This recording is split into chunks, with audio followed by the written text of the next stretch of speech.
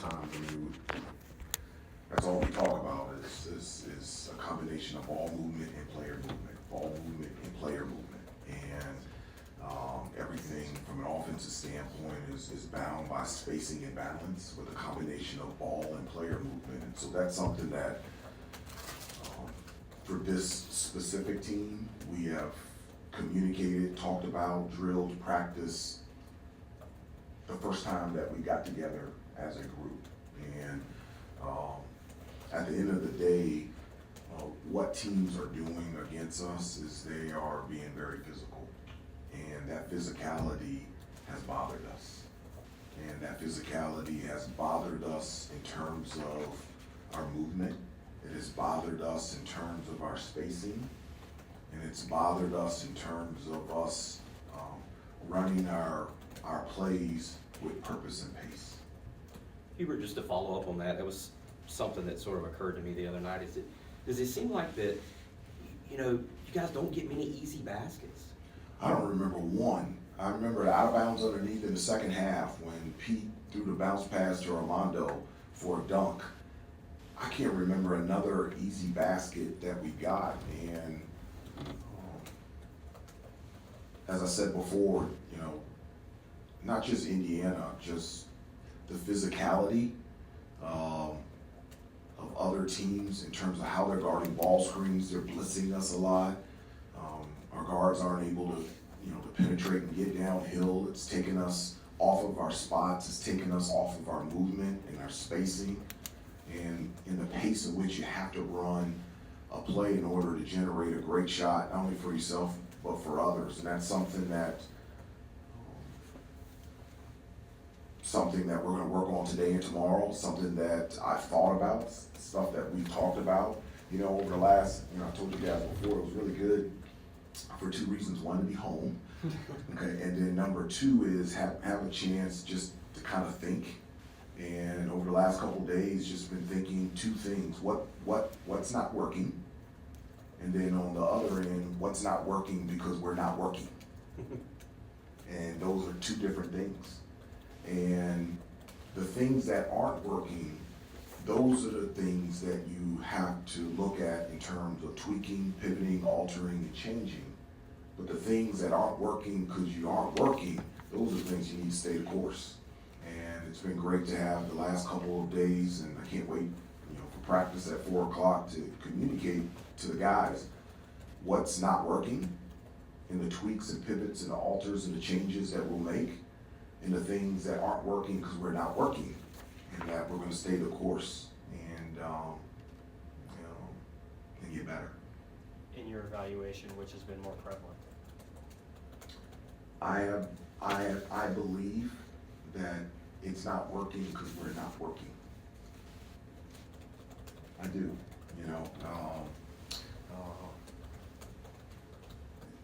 and even to be specific, Virginia Tech is unbelievable. They have a great coaching staff, great team. The manner in which they run their plays, they run, everybody in the country runs set screens. They come off screens. They got guys that can post up. They have guys that can shoot, but just the pace in which they run their plays really puts them in a position to be efficient on the offensive end. That's, so if you run a play, you don't run it with pace and purpose, the play's not working. But it's not the play, it's the pace and the purpose in which you run that play. And so I would 100% believe that most of the stuff that isn't working is because we're not working. Coach, one of the big things you were kind of talking about at the beginning of the season was like blocking out the noise, especially having that number one spot.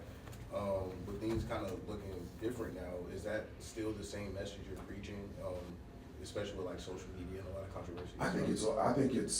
I think it's an ongoing message. It is the message. It is what it is.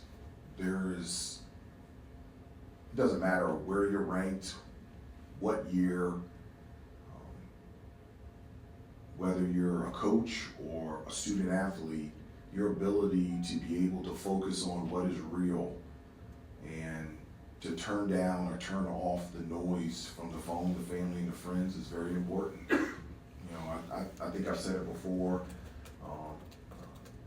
just in referencing an interview by Doc Rivers on HBO series, and he just talked about, like, in the locker room, there's more people in the locker room, and there's the voices of the phones, there are the voices of the family, there's the voices of the friends, there's the voices of the agents, there's the voices of the workout guys, and so there's more people in the locker room, and individually and as a team, having the ability to turn down or turn off that noise is critical.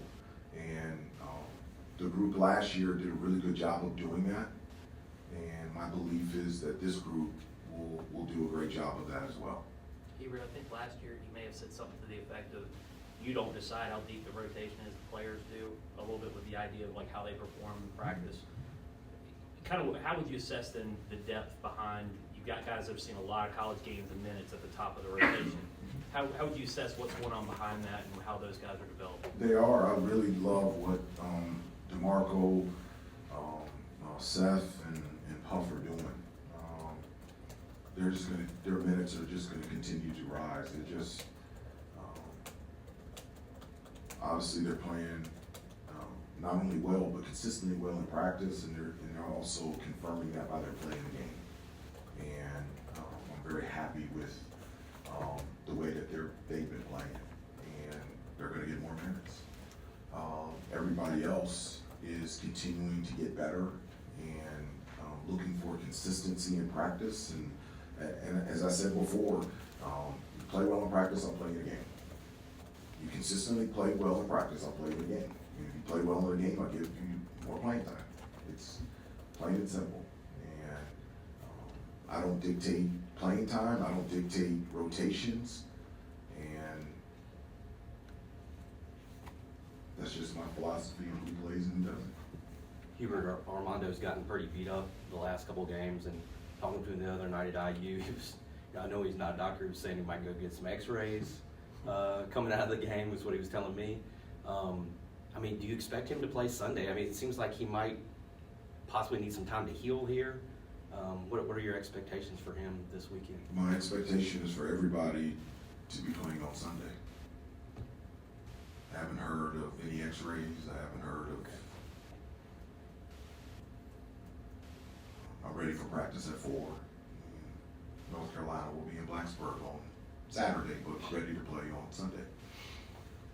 Hubert, for Leaky, he's sort of been a connective guy. His whole career here has been sort of a do-everything playmaker, getting ball in other people's hands. His assist rate is down pretty substantially this year. Do you think that's a factor of him being more involved offensively, taking more shots? Is that just a continued sort of issue of player involvement? I don't know. You know, one of the things is it's such a small sample size right now. People, through these press conferences have thrown numbers at me, and I'm just like, it's 8 games in, And so, yes, over the last couple of years, Leaky has had the best assist-to-turnover ratio on the team. He just makes great decisions. He's an excellent passer, and to be able to have a playmaker, another playmaker out there on the floor with his size and athleticism is just a huge benefit to all the unbelievable great things that Leaky does for us.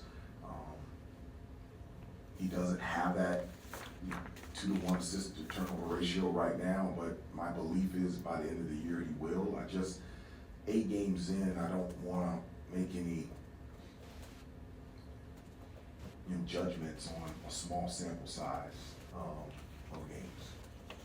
Coach Davis, I just wanted to ask your thoughts on something that I heard from Courtney Banghart in last night's press conference. Somebody asked her about the idea that, you guys are suffering, women's team, their first loss this season. What can you learn from that? She said something like, I don't think you have to lose to win. Obviously coming off of a 3-game losing streak, just what are your thoughts kind of on that idea that you don't have to lose to win?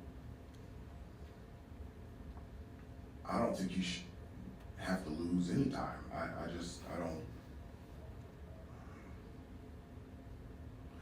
First of all, it's hard for me to comment, and one of the things that I like to try to stay away from is commenting on somebody else's comments when I wasn't there, and I don't know the context in which she said it, and so I I stay away from commenting on that. In regards to, and I think what you're trying to say is, you know, do you have to go through tough times in order to be the best that you can be? Sometimes you do, sometimes you don't. But at the end of the day, you want to be the best that you can be. And so whether that is through trials and tribulations or triumphs and victories, at the end of the day, the end goal is the same. That's sort of related to that. Some people say you shouldn't have to maybe lose to learn a lesson. You can learn a lesson through winning. Maybe that's sort I of. prefer learning lessons through Do winning. you think players, though, Same here. I mean, are they more attuned to learning the lessons after a setback, or can they learn it through success? That's a What's great your- question. I think that's individually based.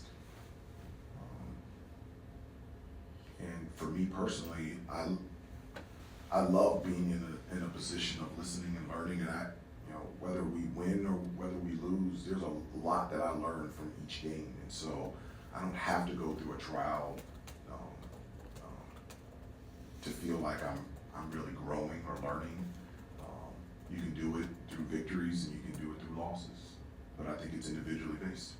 What stood out to you when you watched the film from Indiana defensively about, again, a small sample size of the season, but what you like about what you're doing right now defensively, what you don't? Defensively, we're just not doing a very good job protecting the paint, and I feel like where it has really, for the most part, starts is the way that we're guarding ball screens. That's something that we're going to have to tweak, alter, pivot, or change. Guards are being able to get depth into the paint, to the basket, and it's just breaking down our defense, and I think that's a huge reason in terms of contributing to the points in the paint that some of the teams have had. The points in the paint also, I think it's a contributing factor is our transition defense and as a result of turnovers, and I think I've said this before, like our turnovers, like our pick sixes, and so that just really hurts us. And so, outside of that, I really do love our defense. The first 20 seconds, I feel like where we break down in terms of the discipline and the details is in the latter part of the shot clock, and I think that's an area that we need to get better at as well. Hubert, you had mentioned before Portland earlier this season that you had hoped at some point, maybe in December, to be able to integrate Jalen back into the lineup. Yeah. Is that still sort of the plan, or how is he sort of Oh, progressing? yeah, in this return? he's progressing extremely well, and I'm looking for him to be a full go by next week. Awesome. Got time for 2 or 3 more quick ones? Hubert, the thinking about the last season, the game at Virginia Tech was sort of where you turned it around. You were coming off the home loss to Pitt, and you went up there, you won the game, and you got really hot through February and March. Like, is that something that comes to mind as you prepare for them again, just turning on the tape and maybe seeing you in that arena and that type of thing? Is that something maybe a nugget you give these guys to think about? No, I don't. I just don't think that helps us on Sunday. We're a different team. Virginia Tech is a very different team. Our focus is on going up there and competing and putting ourselves in a position to be successful. I think adding that type of weight in terms of turning everything around in Blacksburg, I don't think it helps us. I don't think it's of any benefit. And I know a lot of people from last year they want to grab onto something on what happened. I can't tell you how many questions I've had. What happened? Was it the Virginia Tech game? Was it the Pitt game? Was there a no coaches meeting, all players? It was none of that. It was a year of growth. We just kept getting better and better. Even through the wins and the losses, we stuck together and we kept getting better and better.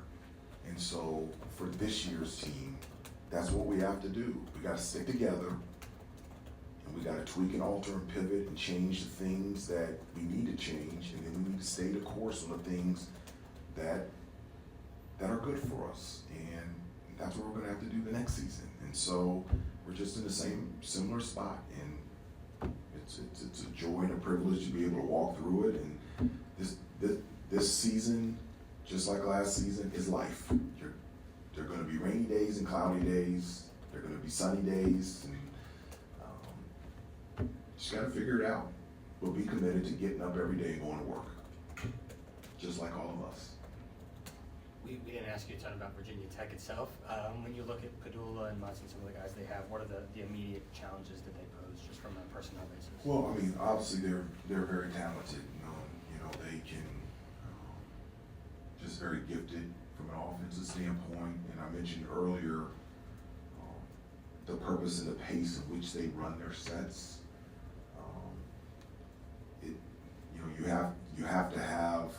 You have to be consistent, and there has to be a discipline about you defensively to be able to guard their multiple actions every possession defensively. And so, from an offensive standpoint, they're very talented, and they always are very physical and tough on the defensive end. And anytime that you play on the road, first game ACC, it's which we've done for the fifth straight year. Third straight year. Third straight year. But 4 out of 6. 4 to 6. 4 out of 6. 4 out of 6. It's going to be a challenge for us, but I'm really excited about going up there, and they're a great team and a great staff. Last one. Have the players asked to modify at all or add anything to that list of goals that they gave you earlier in the year? No, I just want to stick to those goals. And let's check the box on the goals that are written down on that paper before we start adding. Let's check the box to everything that's on that sheet. Then once we check the box consistently to everything on that sheet, then we can think about adding to the sheet. But they haven't wanted to change or modify anything based on recent performances or anything like that? Not to my knowledge, no. Can I just follow up real quick on Jalen? You're good anyway, so go ahead. Well, you can yell at me. He said last one, so. Go ahead. Going for it. Thank you. When you say full go on Jalen, you mean just in practice? No, I No, mean, okay. no, I mean full go. Like green light, go for it. He's been full go for practice about 2.5 weeks. And so, he didn't play his senior year of high school, and not only is he an unbelievable and great kid, I think he has a very bright future, and I just want to make sure physically in terms of fitness and also strength that he's in a good place to be able to do the things that he wants to do out there on the floor. And so for each one of the players, it's about them personally first and then basketball. And so he's just a great kid. Thanks, everybody. Thank you. Appreciate it. See you in Blacksburg.